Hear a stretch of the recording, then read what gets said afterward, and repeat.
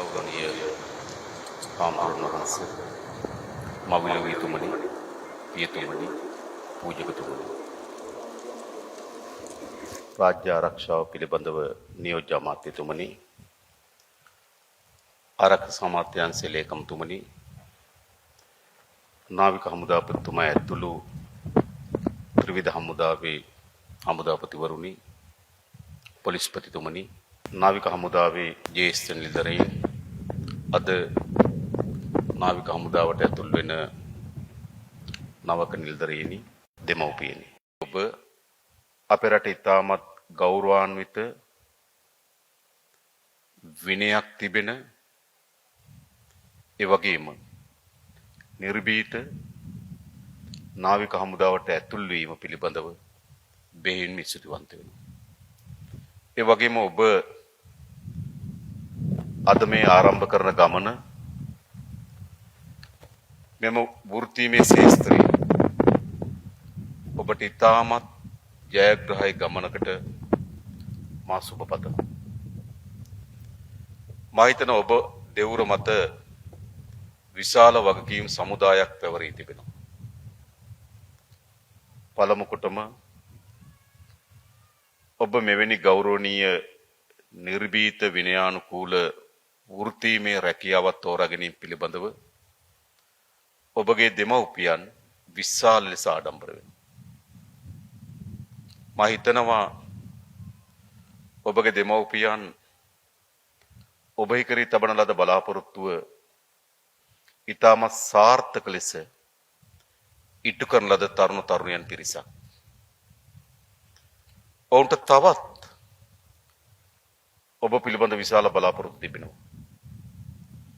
ඒ බලාපොරොත්තු තමයි මේ වෘත්තිය ඇතුලේ ගෞරවය වටිනාකම ආරක්ෂා කරගනිමින් දෙමව්පියන්ට වඩාත් ආඩම්බර විය හැකි දරුවෙක් ලෙසට මෙම වෘත්තිය ඉදිරියට යාවි කියන බලාපොරොත්තුවක් දෙමව්පියන්ට තිබෙනවා. දෙමව්පියන්ට පමණක්ද?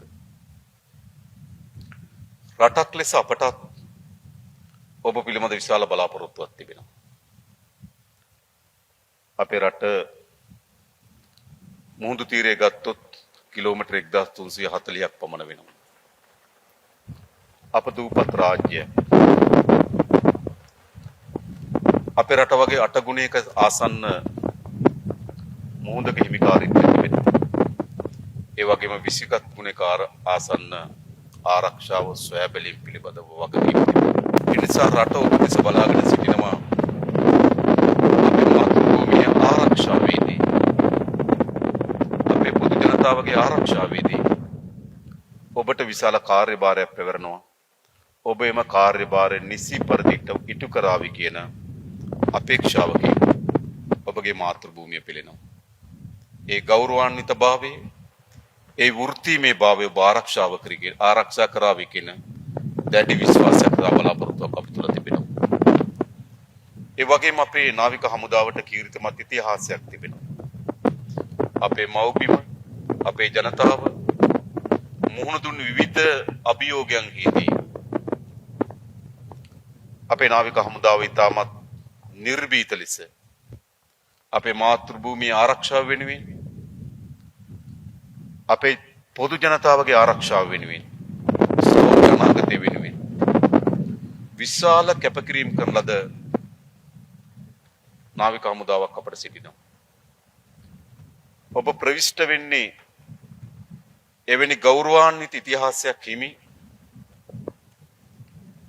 මාතෘභූමිය ආරක්ෂාව පිළිබඳ අනුලංඝනීය සේවයක් ඉටු කරන ලද ජනතාවගේ ආරක්ෂාව ඒ විශාල පංගුවක් දෝතින් ගන්න ලද නාවික හමුදාවට. එනිසා ඔබ මත අද පැවරෙන ප්‍රධාන වගකීම තමයි එම නාවික හමුදාවට පැවරෙන කීර්තිමත් ඉතිහාසයේ අනාගත නිර්මාණකරුවන් බවට ඔබ පත්විය යුතුයි. මා දන්නවා ජ්‍යෙෂ්ඨ නිලධාරීන්, විශ්‍රාමික ජ්‍යෙෂ්ඨයින් ඔබ දෙස බලාගෙන ඉන්නවා. ඔවුන් විසින් ගෞරවයක් සහ ආඩම්බරයක් ලෙස ගොඩනගලද මේ නාවික හමුදාව එම ගෞරවය සහ ආඩම්බරය ඔබ දෙයතට පවරගෙන සුරක්ෂිතව අනාගතය කරා ගෙන යාවි කියන දැඩි විශ්වාසයක් බලාපොරොත්තුවක් ඔබගේ ජ්‍යෙෂ්ඨ නිලධාරීන් සහ නාවික හමුදාවේ විශ්‍රාමගත් බොහෝ දෙනෙක් අතුර තිබෙනවා. එනිසා ඔබ මේ හුදු වෘත්තියකට නෙවෙයි ඇතුළත් වෙන්නේ. අපේ රට අපේ ජනතාව පිළිබඳ විශාල වගකීම් සහිත වෘත්තියකට. මා හිතනවා වර්තමානයේ අපි මුහුණ දී තිබෙන අභියෝගයන් ගණනාවක් තිබෙනවා. ඒ අභියෝගයන් එක පැත්තකින් ආර්ථික තලයේ අභියෝගයන් තිබෙනවා. තව පස්සකින් නීතිය විධානයේ ආධිපත්‍ය තහවුරු කිරීමේ අභියෝගයන් තිබෙනවා. තව පස්සකින් සමාජ අපරාධ මැඩලීමේ අභියෝගයන් තිබෙනවා. තව පස්සකින් අපේ රට ආපදාවකට පත් වුණාම ජනතාව මුදා ගැනීම සහ උන්ට සුරක්ෂිත ජීවිතයක් නිර්මාණය කිරීමේ අභියෝගයන් තිබෙනවා. එනිසා රටක් හැටියට අපි අභියෝග රැසකට මුහුණ දෙමින් තිබෙන අවධියක්. විශේෂයෙන්ම අපි කවුරුත් දන්නවා අපේ රට පහුගිය කාලේ ආර්ථික වශයෙන් විශාල අර්බුදයකට පත් වුණා. ඔබ අප අපේ දෙමව්පියන් අපේ ඥාතීන් අපේ මිතුරන් එම ආර්ථික අර්බුදයේ හේතු කොටගෙන විශාල ව්‍යසනයකට පත් වුණා. සමහර මිනිසුන් පෝලිම් වල මිය ගියා. සමහර වෘත්තීයවේදීන් රට අත්හැරලා ගියා. ඒ ආර්ථික කඩාවැටීම අපේ රටේ සෑම ශේෂ්ත්‍රයක්ම පතුරවාගෙන ව්‍යාප්ත වෙන්න පටන් ගත්තා. නමුත් වර්තමානයේ අපේ ආර්ථිකය සෙමෙන්වත් ඉතාමත් විධිමත්ව ගොඩනගමින් තිබුණු අවස්ථාවක්. විශේෂයෙන්ම 1977න් පසුව අඩුම අයවැය හිගය මේ 2025 වසරේ වාර්තා කරනවා. අවුරුදු 77න් පස්සේ 2006න් පස්සේ රජයේ වැඩිම ආදායම් වාර්තා කරන වසර බවට පත් වෙලා තිබෙනවා. ඒ වගේම වැඩිම විදේශ සංක්‍රමණ වසර බවට පත් කිරීමේ ඉලක්කයක් අපිට තිබුණා. වැඩිම සංචාරකයන් ප්‍රමාණයක් ඇඳවීම ඉලක්කයක් සහිත අපි වැඩ කරමින් තිබුණා. අන්න ඒ වෙලී විලාවක තමයි මේ ගම් වතුර සහ කුණාටු හේතු කොටගෙන මහා ව්‍යසනයක් අපිට මුහුණ දුන්නා. මේ ව්‍යසනය අපි ස්ථාවර ක්‍රමිකව ගොඩනගමින් තිබුණු ආර්ථිකයට එල්ල කරන ලද ප්‍රබල ප්‍රහාරයක් බව අපි තේරුම් ගන්න තිබෙනවා. නමුත් අපි සතු තියෙන වගකීම වන්නේ කුමක්ද? එවැනි ඛේදවාචකයක්, එවැනි අභියෝගයක් හමුවේ පලා යාම හෝ කනස්සලට පත් වී අනය අපොයි කියා ජීවත් වීම නොවේ. අපි හැමදෙනාම සතුව තිබෙන වගකීම තමයි යලි මේ මාතෘ භූමිය ගොඩනගනවායි කියන ස්ථිර අදිතන. මම හිතනවා එහිදී අපේ නාවික හමුදාව විසින් කරන ලද කාර්යභාරය සහ අපේ නාවික හමුදාවට පැවරී තිබෙන කාර්යභාරය විශාලයි. මා දන්නා මේ ව්‍යසනයේදී විශාල ජීවිත ප්‍රමාණයක් අපිට අහිමි වීමට අහිමි ඉමට ඇවිල්ලා තිබුණා.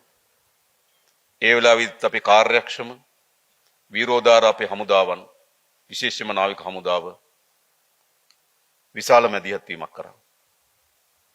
මා දන්නවා කලාඔය ආසන්නී බස් රථයේ 69කට ආසන්න පිරිසක් වහලයක් මත ගොඩ නැගිලා තිබුණා.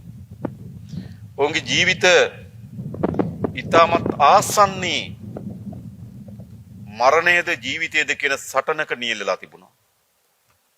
පැය 18කට වඩා වැඩි කාලයක් මහා ගම් වතුරක මහා සුළු කුණාටුවක් මැද මහා වර්ෂාවක් මැද එම වහලේ මත අපේ රටේ පුරවැසියන් මරණයේ බියජනක අත්දැකීම් විඳ විඳ ජීවත් වුණා. එහිදී මා පෞද්ගලිකව දන්නවා එම ජනතාව මුදවා ගැනීමේදී අපේ නාවික හමුදාව කරන ලද කාර්යභාරය අතිශය විශාලයි.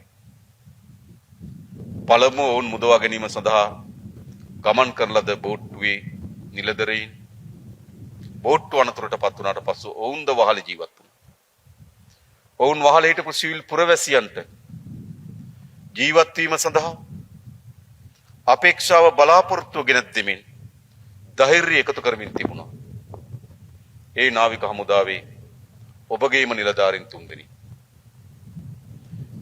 ඒ වගේම වුන් මුදවා ගැනීම සඳහා මේ ත්‍රිකුණාමලයේ සිට ට්‍රක් රථයක හදිසි බෝට්ටු සහ ඒ සඳහා විශේෂ පුහුණුලත් කණ්ඩායමක් පාන්දර 3:00ට ආසන්න වෙලාවෙදී තමයි නොච්චියාගම ආසන්නයට ගියේ. එම ප්‍රදේශයට ගියේ. ඔවුන් තමන්ගේ ජීවිතය පරදුවට තබා එම අපේ රටේ පුරවැසිය මුදවා ගැනීම සඳහා විශාල කාර්යභාරයක් කරා. ඒ වගේම චුණ්ඩිකුලම්වලදී මා දන්නවා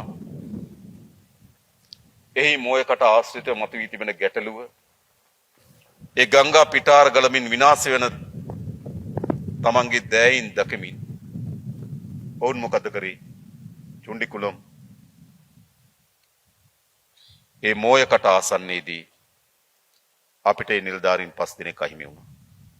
ඒ කුමක් වෙනුවෙන්ද? මේ රටේ පුරවැසියන්ගේ ජීවිතය වෙනුවෙන්. ඒ නිසා මෑත කාලේ උදාහරණ පමණක් අපිට පෙන්눔 කරමින් තිබෙනවා. ඔබ අද ප්‍රවිෂ්ඨ වෙන්නේ මොනතරම් ශ්‍රේෂ්ඨ ගෞරවාන්විත වෘත්තියකටද කියන එක පිළිබඳව මෑත කාලේ උදාහරණ පමණක් ප්‍රමාණවත්. මේ මොහොතේදී නායාමට ගම් වතුරට ලක්වුණු ප්‍රදේශවල ඉතාමත් අනතුරුකාරී ස්ථානවල අපේ රටේ ජනතාවට යලි ජීවිතය ලබා දීම වෙනුවෙන් අපේ රටේ ජනතාවට අවශ්‍ය යටිතල පාසලක පාලමක් වෙන්න පුළුවන්. ඒ වෙනස් ඉදිකිරීමක් වෙන්න පුළුවන්. ඒ සියල්ල ලබා දීම වෙනුවෙන් මේ මොහොතේ විශාල මෙහෙයක් ඉටු කරන අපේ විරෝධාර නිලධාරීන් ඉන්නවා. එනිසා මම ඔබට නැවත කියන්නේ ඔබ ප්‍රවිෂ්ඨ වෙන්න ඉතාමත් වැදගත් ගෞරවාන්විත විරෝධාර වෘත්තීමේ භාවයෙන් යුතු හමුදාවකට. ඒ අයගේ ඒ පැරණි අයගේ ගෞරවයේ වටිනාකම ඔබ ආරක්ෂා කරගෙන මේ මාතෘ භූමිය සහ අපේ ජනතාව වෙනුවෙන් කළ යුතු කාර්යභාරය ඔබ ඉටු කරાવી කියන විශාල බලාපොරොත්තුවක් අපිට තිබෙනවා. ඒ වගේම අද අපි රටක් හැටියට මුහුණ දී තිබෙන අනිත් ප්‍රධානම අභියෝගය තමයි මේ මත්ද්‍රව්‍ය උදුර. අපි දූපතක් අපට මත්ද්‍රව්‍ය එමට තිබෙන්නේ එක්ක ගුවන එක්ක මුහුද. එනිසා මේ මත්ද්‍රව්‍ය උදුරෙන් අපේ රට මුදවා ගන්නවා නම් මේ ගුවනින් සහ මුහුදින් අපේ රට මත්ද්‍රව්‍ය ගලාගෙන එන එක අපිව නතර කළ යුතුයි. ඒ කරන්නේ කවුද? අප දන්නවා මේ මත්ද්‍රව්‍ය ජාලය හුදු කුඩු වෙලෙන්දෙක් නොවන බව.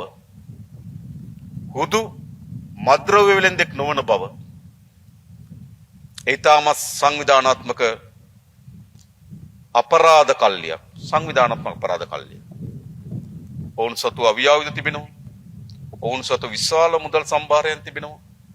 ඔවුන් සතුව ජාත්‍යන්තර අපරාධ කල්ලින් හා සහසම්බන්ධතා තිබෙනවා.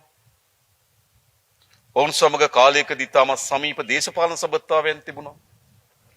ඔවුන් අත්පත් කරන් තියෙන මූල්‍ය බලය විසින් අපේ රාජ්‍යාන්තරයේ දුර්වල නිලධාරීන් මිලදී ගන්න සමත් වී තිබෙනවා. එවැනි පැතුරුණු මත්ද්‍රව්‍ය ජාලයක් අපේ රට තුල තිබෙනවා.